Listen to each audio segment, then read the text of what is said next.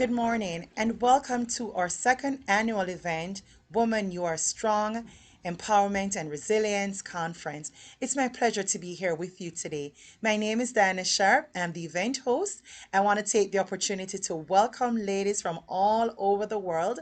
If you're in Kingston, Jamaica, Turks and Caicos, the US, Ontario, Canada, Alberta, Regina, Saskatchewan, wherever you are, I want to say welcome. This morning, I'm going to be talking with you about being financially strong. You are your own safety net, so build a strong net. And I want to share with you that there's power in allowing yourself to be known and heard, and in owning your unique story, in using your authentic voice, and there's grace in being willing to know and hear others. As Michelle Obama says, this is how we become. Our stories have power, and that's why we tell them. Power to strengthen, heal, build up, uplift, inspire, and conversely, our tongue also has power to tear down. Today, we'll focus on the ways that we can uplift each other with our words. The aim of empowering others is to help them develop self-awareness, self-care, self-improvement, and to promote the understanding that individuals are the architects Of their own future. So while we're here on earth, we are required to work to sustain ourselves and our families. I want to share another secret with you. God has a financial plan for you. Scripture after scripture shows us that when we are good stewards of the money and resources that God has given to us, He will bless us tremendously. He'll provide for us, and those around us will continue to prosper. No matter what situation you're in right now, you have the power and the ability to create a healthy financial life and wealth through the grace of God. God has given us the power to be the creators and designers of our future if we act faithfully, honestly, and work diligently. He has innately put in us the ability to create wealth and to grow it exponentially. After all, God is a God of a multiplier, right? Today, when we're talking about being financially strong, we're talking about our finances and matters that relate to money. And when we talk about being strong, we're talking about being able to withstand great pressure or force, to show great determination, self-control, and good judgment. A safety net is a net designed to protect people from injury after falling from great heights by limiting the distance that they fall. A financial safety net, therefore, is meant to protect you and your family, at least in part, from using your financial security or derailing your long-term financial goals because of some unexpected life events. Let me tell you my own story and get a little bit personal with you. A year ago, when I started the gym, I had to do a complete physical checkup and fitness assessment. I had to be open, vulnerable, and honest. After a series of assessments, I learned that my fitness level was only 5 to 10% out of 100. I was terribly unfit. I had a lot of work to do to become physically fit and strong. It's the same with our financial health. It takes real work, dedication, and sacrifice. When we're talking about money, it's not an easy task because we're turning the light inward on a very emotional and sensitive area of our life. But today, for 30 minutes, I ask you to allow me to do so. And I also ask that you promise that you will do one thing differently to strengthen your financial health. Today, I don't aim to be prescriptive and tell you what to do. No one wants a prescription. No one needs another 10-step program. I'm not here to sell you any product. I'm not here to tell you to buy anything or to purchase anything. What I'm here to tell you to do is to buy into you, to buy into your own future, to invest in yourself and change your direction, become financially strong. But I do hope that by sharing my own story and a few guidelines, I can help you become financially stronger in the end. So this part of my story starts in 2015 when I migrated to Canada and had to start over. I took all my pension from Jamaica, which was my future savings for my future years. So I took all of my retirement planning money and I migrated to Canada. I started school and I started again from the bottom. For a year and a half, I worked a minimum wage job, and just through that alone, I managed to save and to diligently commit to improving my life. In 2016, I landed a permanent job at a prominent institution, and my life began to change for the better. Things were looking good, and slowly I was building a small safety net. I was saving for my emergency fund, and I was also saving for the long term. So I was growing a nice, healthy mix of saving accounts and investments accounts. After 1.5 years in a hectic sales environment and saving what I thought would be a good safety net of 3 months living expenses, I decided to take a mental break. I resigned from my job and I went on a 1-month trip just to refresh, renew, and rejuvenate myself.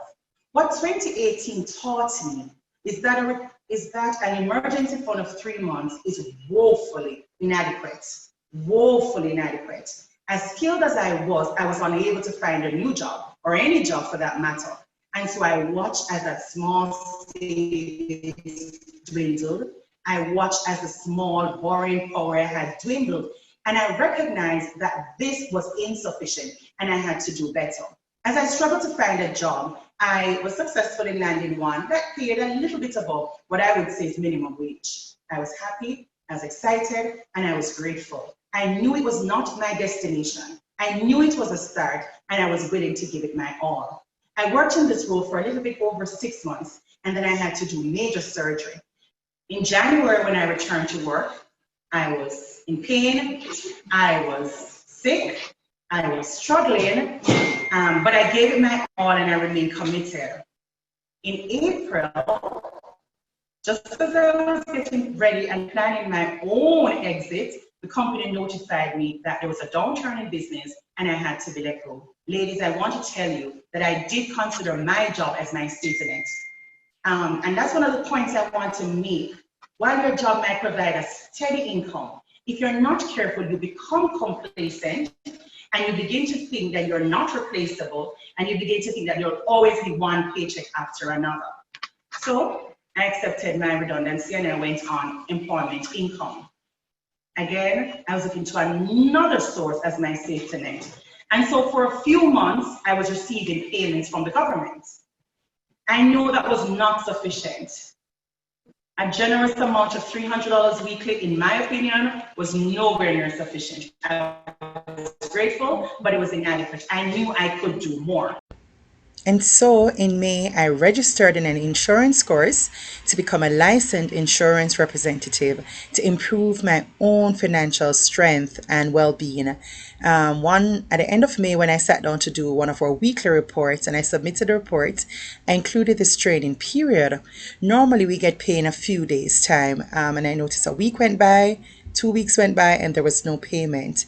When I called to investigate, I was told that once you undertake any course without gaining their permission first, then there would have to be an investigation to see if this course had placed you in a state where you were no longer available for work. Example, if it was like an 8 to 5, Monday to Friday, then there should have been a breach of the unemployment terms and collecting benefits. It wasn't. This was a course that I had done over the weekend, Friday night, Saturday, and Sunday.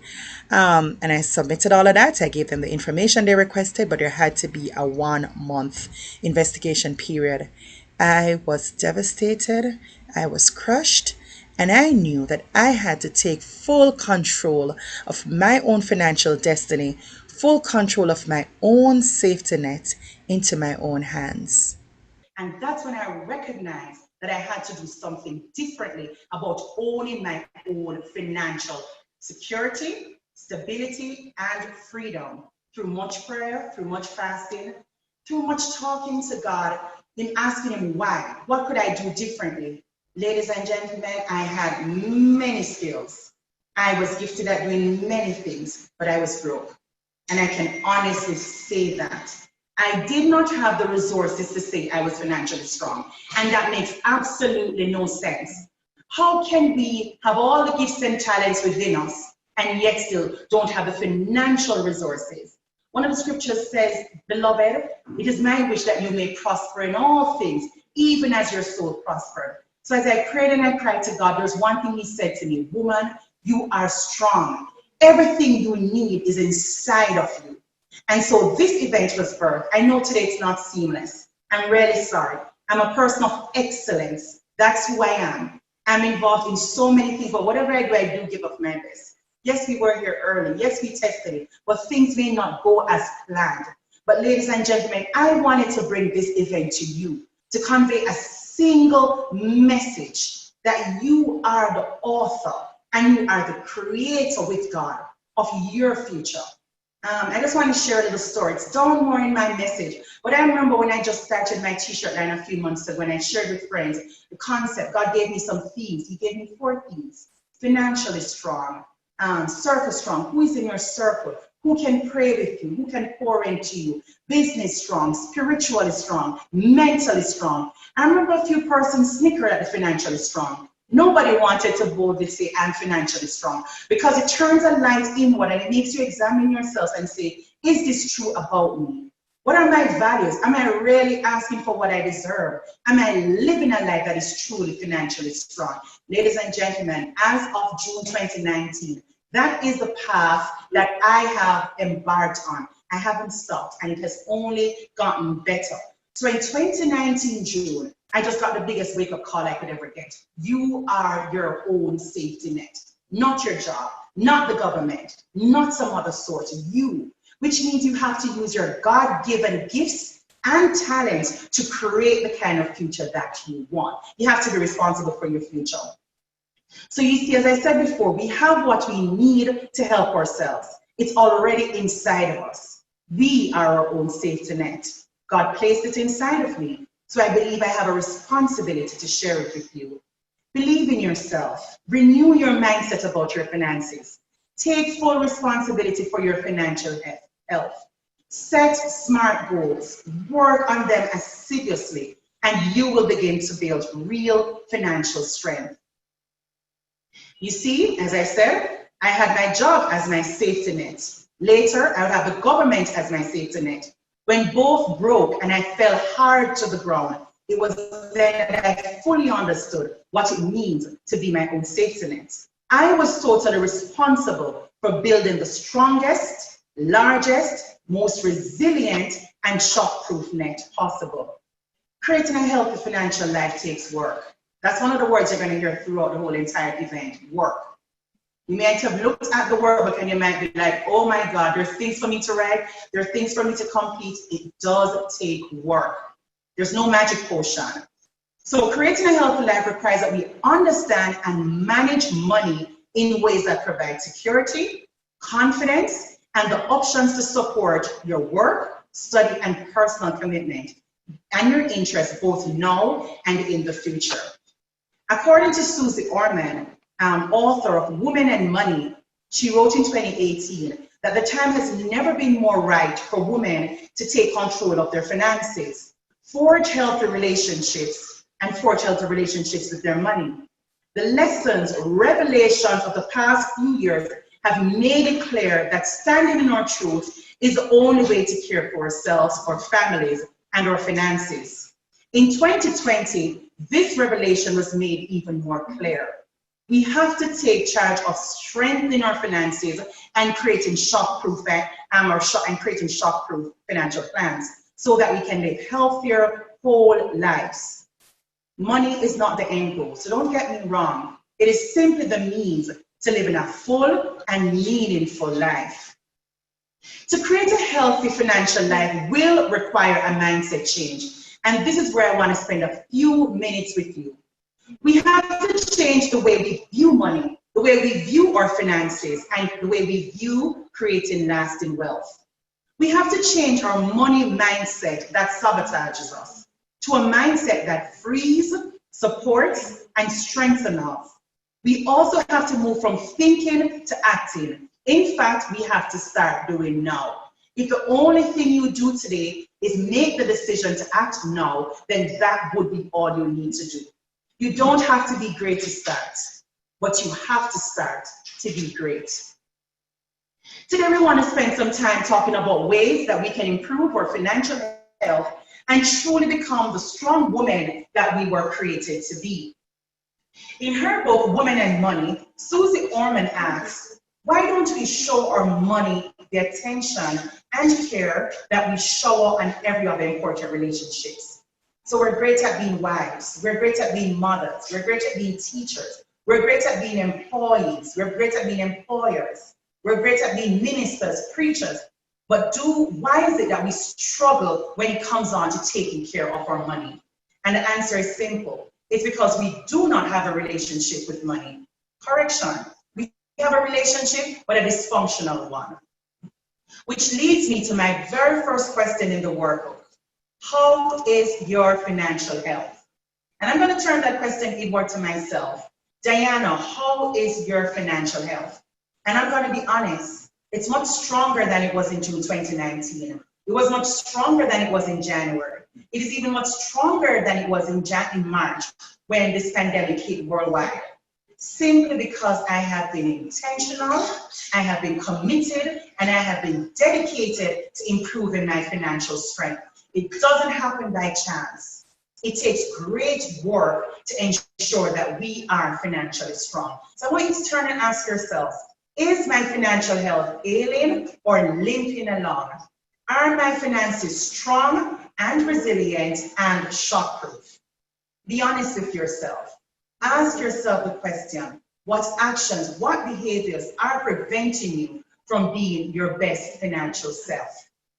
It is important to know that poor financial health can ultimately lead to poor physical, mental, emotional, and relationship health. Yes, your money is tied to how you feel. Your money is tied to your confidence. Your money is tied to your value. Your money is tied to your happiness. I know that sounds totally incorrect, but I want to encourage you that if you can afford the things that you need to do, if you no longer have the fear and anxiety of opening a credit card bill or your next monthly bill or praying for the first or the 15th, you would have already solved half of your anxiety and stress in the stressful goals. Creating real change requires that we're honest with ourselves about our finances. The decisions we make about our finances and the time we give to ourselves to improve our own life. We all give a lot to others, but how much time do we truly give to ourselves?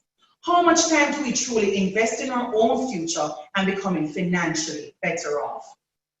It is widely acknowledged that how we treat our money speaks volume about how we perceive and value ourselves. What is at stake here is not just money, it's far bigger. How you manage your finances reflects how you feel about you and what you deserve. A dream doesn't become reality through magic. It takes sweat, determination, and hard work. Those are the words of Colin Powell. Therefore, creating a healthy financial life requires discipline, hard work, exercise, and time. What are some of the indicators of good financial health? Those are the bubbles you have on your worksheet, those purple bubbles. The ability to make sound financial decisions, the ability to be financially secure, the ability to be stable even in rough times. I have never been more financially stable in my life than I am currently. The ability to be financially progressive and responsible, the ability to move from one financial goal to the next and to succeed. Now, there are some boxes on your sheet that says financially strong person, and I've left them blank for you. There's some pictures there. We're going to take a few minutes and just go through those. And we're going to talk about some of the activities that financially strong persons engage in to build their strength and resilience. Financially strong persons perform regular checkups. At least once per year, do a financial health checkup. Look at your financial health. Take a good look at your debts, your assets, what you own, and what you owe. Take a look at how you can make some changes to improve your life. Currently, it is even recommended that you do a financial checkup at least once per month. A lot of us like to scroll through our banking on our apps. We are going to recommend that you print your financial statement and you go through it in order to know the things that are happening on your banking. Where are you spending that $5 on latte? Where are you spending that extra $5 on your coffee? That extra $5 on the things you love to do, your hobbies? See the monies and where they're going to. Just recently, I was going through my bank account and I noticed there was a Facebook charge for $20. I did not purchase anything on Facebook for $20. It may seem like nothing, may seem like a small charge, but the bank allowed me to cancel my card, reimburse me for the transaction, and also improve my life just by securing my account. Plan and prioritize financial goals. It is important that you're going to know where your money is going and what is important. A vacation is a financial goal because it takes money. Buying a car is a financial goal because it takes money. Buying a house is a financial goal because it takes money. So now you're going to have to think and prioritize which one is important. No doubt a vacation is important, but is it as fundamental as saving towards buying a house? Do you want to delay the immediate gratification of, pretty beaches and white sands just to ensure you have a secure roof over your head?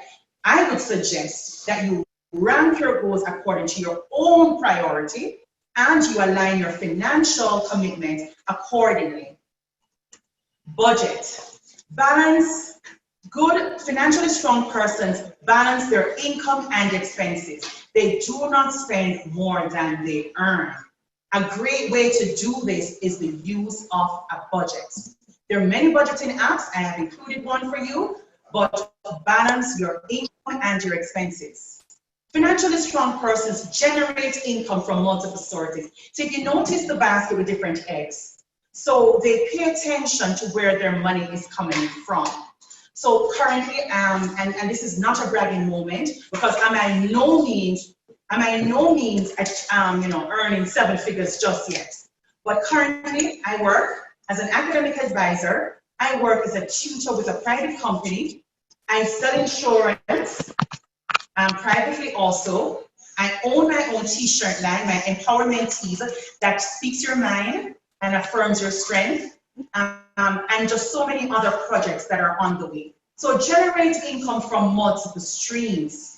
Your job cannot be your only source of income. Build and maintain a reserve. Financially strong people build and maintain a reserve. They do not spend more than they earn, like I said, and they save the difference. Save, save, save. Financially strong person invests for the long term. So they put something aside for those latter years. Financially strong person manages their debt very well and has a very healthy debt to income ratio. So they don't spend more than they earn, and they don't spend all of what they earn servicing their debts. Currently, some persons use 70%, 80%, even 90% to service debts. An ideal figure is 35% and no more. Financially strong persons manages their risk with insurance. It's important that you protect your income, and it's important that you cover the people who depend on you most. Financially strong persons also seek professional advice. They manage their financial resource well, that's the last one, number 10, and they recover well from financial shocks.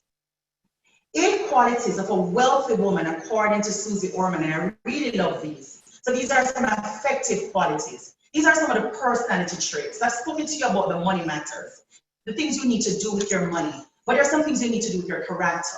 We spoke about changing our mindset, but there are some other things that Susie Orman highlighted in her book, Woman and Money. Harmony and balance. These are the foundation for all the other qualities. Financially strong women pay attention to how they feel, their emotions, the decisions that they're making, and they make decisions that are in harmony and in balance and in alignment with their goals. Financially strong women are also courageous. They have the ability to face danger, overcome their fears. Financially strong women, they're also courageous, they're generous, sorry. They give the right thing to the right person at the right time. They give in a way that doesn't deplete or exhaust them. Financially strong women are also happy. They operate from a state of well-being and contentment. Financially strong women are wise. They use the knowledge and experience that they have to make sensible decisions and judgments. Financially strong women are clean. Now, that's a very interesting one. And that's something that my minister can speak to. She's always teaching that cleanliness is next to godliness. But cleanliness is also next to being business savvy. And I can personally share a very 30-second story. So cleanliness speaks to your state of purity, the clarity that you have in the way you do your thing, and precision. It's about respecting the importance of order and organization. Literally, you need to clean up your act to be a wealthy woman or to be financially strong. Now, for the past few months, I've been wanting to wash my car, and I've been driving around with a car that was less than clean. I wasn't comfortable, but it was tolerable.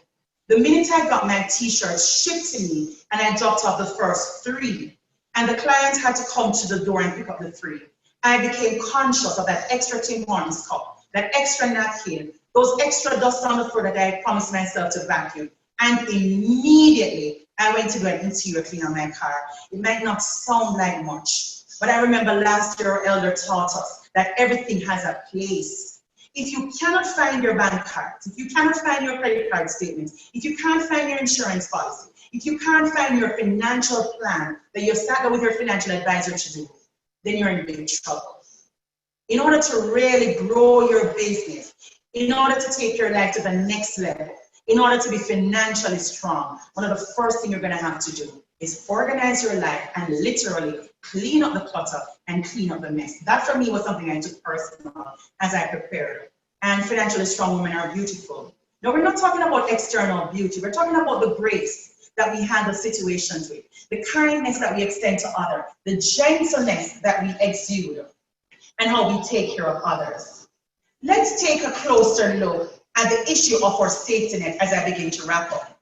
Your financial health and safety net is extremely important as it determines how well you'll be able to achieve your goals and ambitions, and in turn improve your quality of life. You can determine whether you're doing well or you need to pull up your socks by simply doing some daily and monthly checks. And we're going to share some very basic metrics. It may look differently for you, but now we're on the page with the red, the orange, and the yellow, and the green box. Now that's a progressive, healthy financial health. So when we look at the red, we know we're in big trouble. Many of us have sat there for many years. Many of us are in the orange box. A lot of us are aspiring to get into the yellow box, and ideally, we hope to be our financially strongest in the green box. So I'm going to move quickly through those. In the red box, we have no savings. We have no investments. We have thoroughly exceeded our borrowing capacity. We have no assets. We have a negative net worth, and we have a low credit score. So pretty much COVID hits and then we can't function. Pretty much a pandemic hits and we can't move. Pretty much you're laid off and you are bound by your circumstances. You cannot move or operate. A small safety net, which is what I had in 2019, is 1 month to 2 months of living expenses, a small room to borrow. So your credit card is $1,000, you maybe have $250 free. So like 25% of your borrowing power free. A basic retirement fund, life insurance, possibly disability, small positive net worth, and a fair credit score. Nothing exceptional happening. You're trying. This is the best that you can do, and most of us find ourselves in this area as we work either a 9 to 5 or we try to build a new business. Or we have a modest safety net, and this is where I am, and this is where I continue hope to be until I get to my green box. So this is our yellow box, and this is a really good spot. It takes away some of the headaches, it removes some of the financial stress. So 3 to 6 months emergency funds, adequate borrowing room, well-balanced borrowing portfolio, a healthy mix of short-term and long-term credits, a good insurance, adequate retirement fund, assets, so you own a car, you own a home or multiple homes, modest and healthy positive net worth. So when I look at my assets and I look at my liability and I take away my liability from my assets, I have a positive net worth. So I don't owe more than I own. I'm not in greater debt than my assets. I have a good credit score and a strong safety net being financially strong, being totally financially free, which is where most persons aspire to be. You have a strong financial plan in place. You meet regularly with your financial planner. You have 12 plus months emergency fund. You carry no balance on your credit card. That's a really, really sweet spot. And I know quite a number of persons, even persons on this line, who are in that position. And I say kudos to you. And I celebrate you and I affirm your strength. And you should get one of my t-shirts that say financially strong, because that's so you. I really know some persons on the line who are like that. Healthy mix of credit products, a solid retirement fund, full insurance coverage, multiple assets, generational wealth. So this is where you own a business or you own a legacy that you can leave for the next generation. High positive net worth and a great credit score. So let's talk about building a strong safety net. The only way to change your life is through action. And here are some strategies to create a strong safety net. Track your spending. Create a savings goal with a timeline. Start with building an emergency fund. And if you wanted to say build 6 months at $6,000, which is $1,000 per month, you would have to set yourself a goal in terms of how you can save this amount. One useful way is to divide the amount by 12 and save $500 per month, or divide the amount by 24 and save $250 per month. Obtain life insurance. I cannot emphasize this anymore. And it's not because I'm selling you anything, because I can only sell here in my local market in Saskatchewan. But I want you to improve your life and to protect yourself in all areas and to reduce your risk. Take advantage of lump sums, those $300, those $500 when your tax return. Do not splurge on your tax returns. I cannot emphasize this anymore. If there's anything you take away, change that one habit. I started my t-shirt business with only $600 and I am doing tremendously well, fulfilling orders all over the world, even to the UK. It might not be a lot of profit, the margin might not be high, but it means every single week I go on the road, I'm earning income. I came here yesterday to do setup, someone took 3 t-shirts. Sometimes I'm just in a pharmacy, someone says, what does that mean? I say, it's my empowerment team. It speaks my mind. They say, can I get one? Change your life by creating something that you can generate an income. Create a system of accountability. Get an accountability partner. You reach your goals much quicker and faster when you have someone supporting you. There are many ways to strengthen your safety net. Today we're going to talk about only one as I wrap up: earning an extra income. Get paid for your talent. Start right where you are. Currently, I bake buns, I bake breads, and they're only $10 each, but I sell those too. Is it a lot of money? No, it's not. But it's an income that I can use to pay a bill. So no longer is my bill an expense to me or a liability to me. So I'm saying to you, no matter what it is, create something that you can turn into an income.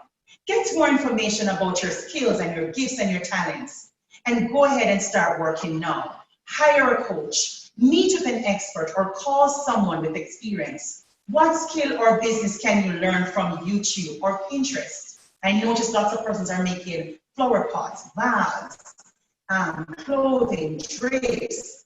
Take your craft seriously and turn it into a paying business. It is never too late to pursue your own dream. I find it amazing that at 55 we'll change your job and go work for someone else. At 45 we'll start a new career. At 30 we'll pick up ourselves and go to a new country, learn a new skill, and to go and work in someone else's business. But we always think it is too late to start a business. It's never too late to invest in yourself. Focus, focus, focus. I would need another event to talk to you about focus. We may have just some free sessions online where I can share with you about that. But focus equals success. Do not be distracted by everything that is happening around you. I did not allow COVID to distract me, and here I am today. So I created a brainstorming toolkit for you. And just some very quick questions you can ask yourself. Can I bake? Maybe there's a cupcake business in store for you. Can I cook? Maybe there's some hot plates or restaurant business in store for you. Am I good at nurturing kids? Maybe there's a daycare in store for you. Am I good at braiding hair? Possibly you could be a hairstylist. I could go on and on. Are you good at bookkeeping? Are you good at helping persons to stay organized? You could become a virtual assistant. Could you work from home? Could you consult in an area you have expertise in? I say, go ahead, look at your skills and talents and start investing in you today. To help you work through this guide, I have created one for you. I have completed it for you, but I ask you to take the time to go through it, put in your own skill, brainstorm the possible business that you could create, look at the resources you currently have right now and the actions that you need to take. Now, the thing about a SMART goal is, if there's no timeline, you won't achieve anything. Set yourself some timelines. As we leave this conference, I encourage you to personally commit to changing your life one goal at a time. On our last sheet, I've included a financial goal planning sheet for you. That's your homework.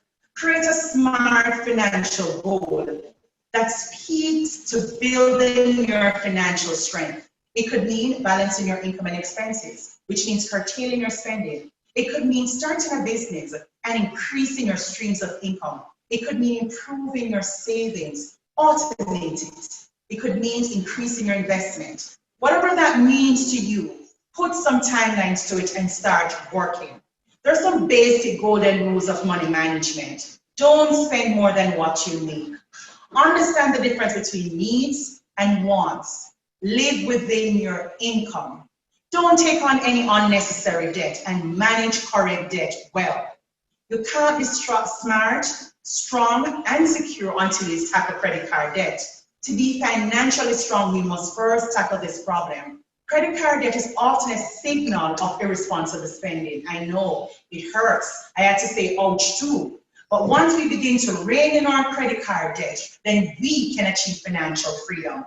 Always plan for your future. Pay yourself first and automate it. And so today, that's my first assignment right now as we talk. I want you to go into your checking account and I want you to automate to your savings only 1%. Only 1% of your income. If you're not yet saving, automate just 1%. And at the end of the month, I ask you to do a financial plan for yourself. Assess your savings and your investment and increase that amount to 5 or 10%, but make it automatic. Help your money grow. Invest wisely. Ensure that you have a long-term financial plan for retirement. Don't let retirement take you by surprise. You had 45 years to plan for it. Save and invest for a secure future. Seek financial advice. So for anyone who's second guessing themselves, their skill or their talent, I say do the work, do the research, do the training, but do not procrastinate or wait longer than you have to.